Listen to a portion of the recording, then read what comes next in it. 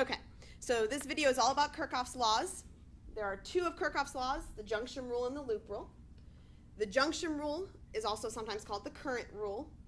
Tells us that the sum of the currents entering any junction must equal the sum of the currents leaving that junction. Loop rule is sometimes also called the voltage rule.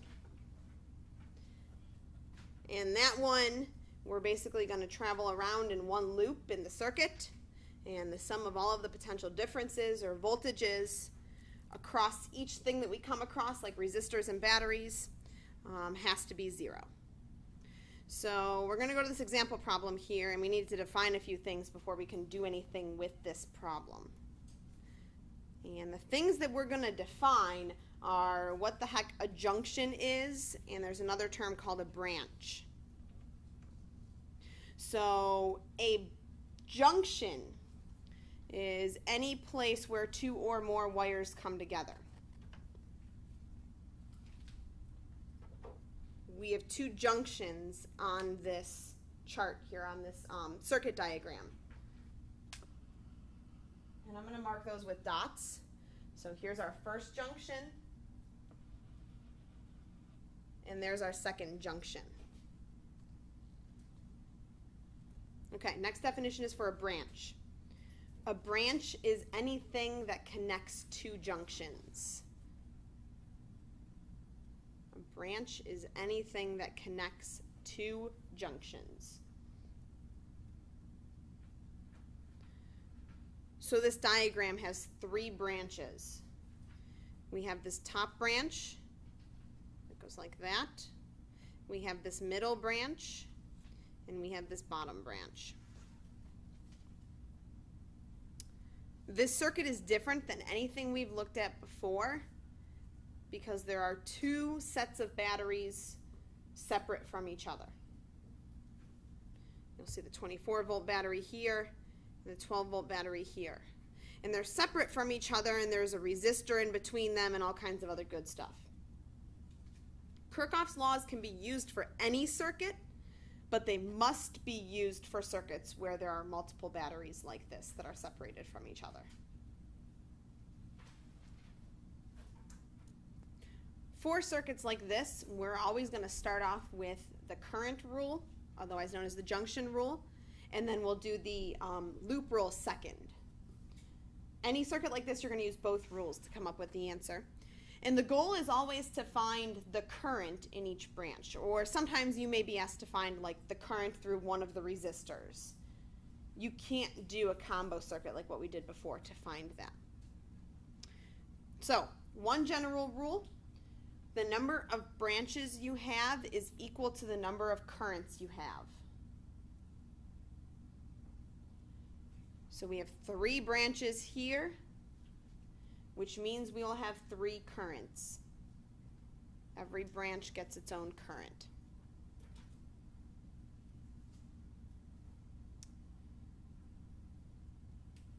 We will kind of randomly decide which direction those currents are going in, and in the end we'll get to find out if our random decision was correct or not. You'll see what I mean. That sounds a little weird right now.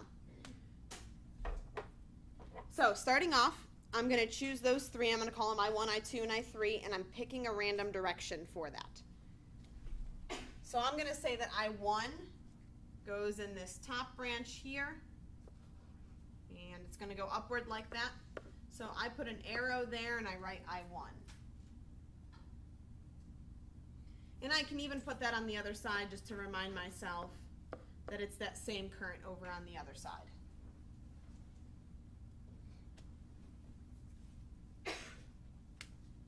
I'm going to say I2 goes through the middle, and I'm going to say that it goes to the right. Again, I'm randomly choosing these directions. There's not really a whole lot of rhyme or reason to it. And I'm going to say that I3, which is in that bottom portion, I'm going to say that it goes downward here, which means that over through here it would be going upward.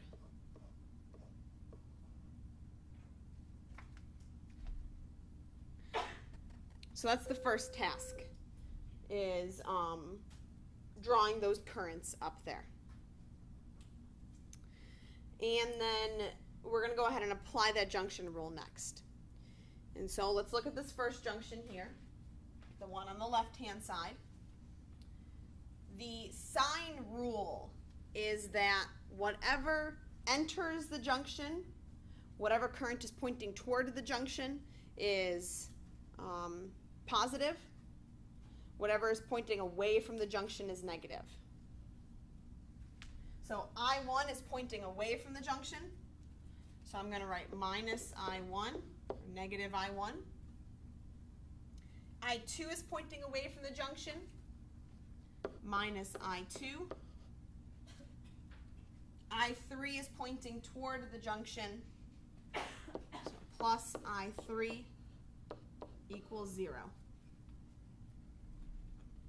Again, pointing toward is positive, pointing away is negative.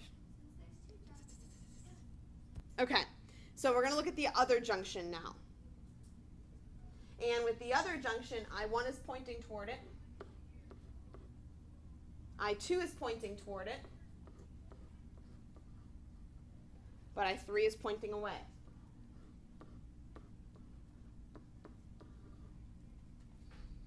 If you look at those two equations, you'll notice that they tell you the exact same thing.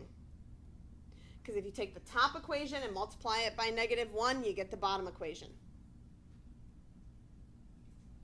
So when you have a circuit that looks like this one, particularly where there's kind of two chunks, there's a top and a bottom, as opposed to there being 3, we'll do a circuit where there's 3 of them. When you have one where there's only 2, you only need one of the junction rule equations, because the other equation doesn't tell you any new information.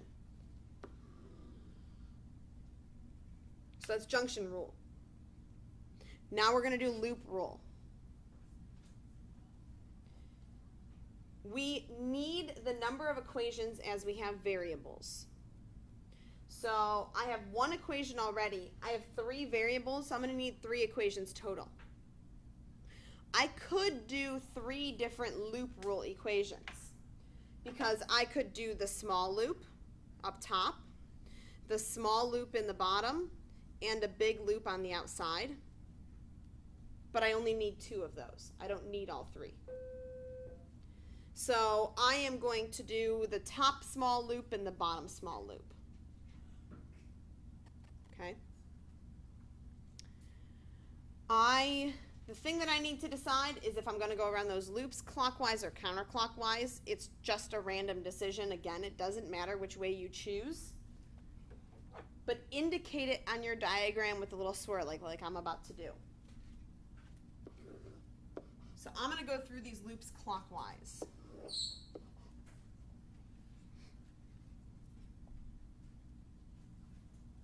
And so I indicate the fact that I'm going clockwise with that little swirly. Okay, a couple rules here. With batteries, if you go from negative to positive, if you land on positive, you end on positive, it's a positive voltage. Again, with batteries, if you're going from negative to positive, you land on positive, it's the last thing you go through, it's a positive voltage. And then vice versa, if you're going positive to negative, you end on negative, so it's a negative voltage. With resistors,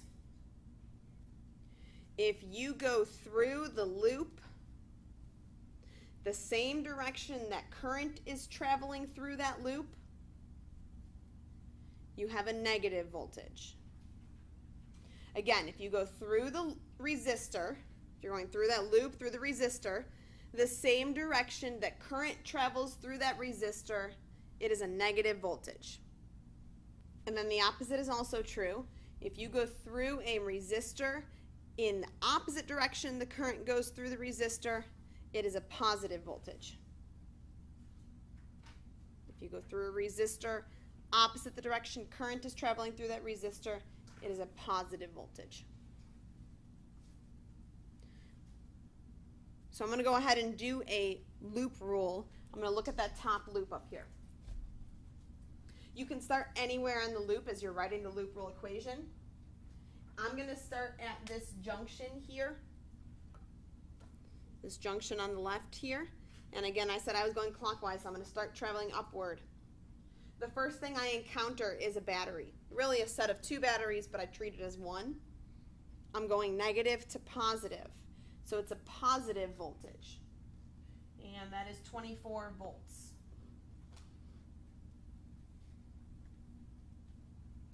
And then I go through that resistor, this resistor right on top here. Now I'm traveling around in my loop, so I'd be going from the resistor left to right, and the current would be going through the resistor left to right. So it is minus, or a negative voltage, and I'm just going to put voltage of the 2 ohm resistor. I'll do more with that later. And then the same thing goes for this 4 ohm resistor. As I'm traveling through my loop, I'm going downward through that resistor, and the current is traveling downward through that resistor. So minus V of the 4 ohm resistor. And then to finish my loop, I travel through this 3 ohm resistor. This time I'm going right to left, but the current goes left to right. So I'm going in the opposite direction the current travels through that resistor. And so I say plus V of the 3 ohm. I got back to my starting point. I traveled through this. I'm back at where I started. So now I write equals 0. Okay, so now we want an equation that has currents in it. We don't want these random V's that are here, but we know V equals IR, right? So I'm going to use that equation, V equals IR, to write a new equation. Now I'm going to leave off units. You know that that's not common for me to do, but it's going to make life a lot easier if I just leave off units in this equation. So 24, I'm just going to write 24, not 24 volts. We don't do anything to that one. V equals IR for this 2 ohm resistor. VI that travels through that is I1, and R is 2 ohms, so minus 2I1. For the 4 ohm resistor, it's minus 4I1.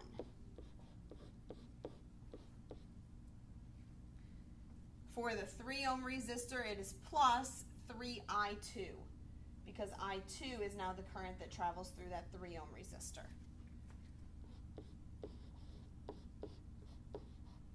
And then equals 0 at the end.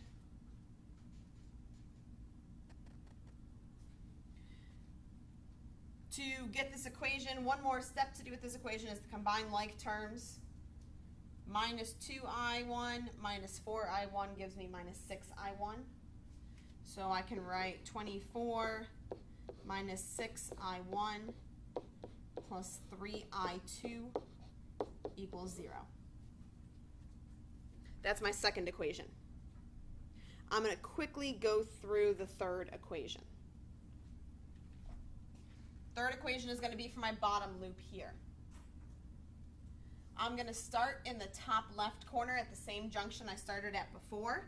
And I'll use a different color for this one.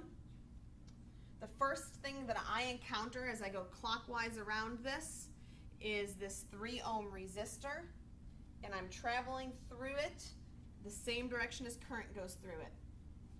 So I have minus, and I'm just going to go ahead and write 3I2 this time. I'm kind of skipping over that first step I did. 3 is the resistance, I2 is what's traveling through it. And then I get to the next junction, I go downward, because I'm going in this bottom loop here. And so I encounter another resistor. It's a 1 ohm resistor, and I3 is traveling through it. I'm going through the resistor the same direction as current goes through it. So minus 1 I3. And then also minus 5 I3. That's my next resistor I get to. Just down a little bit so I don't run out of room. And the last thing I come to is this battery.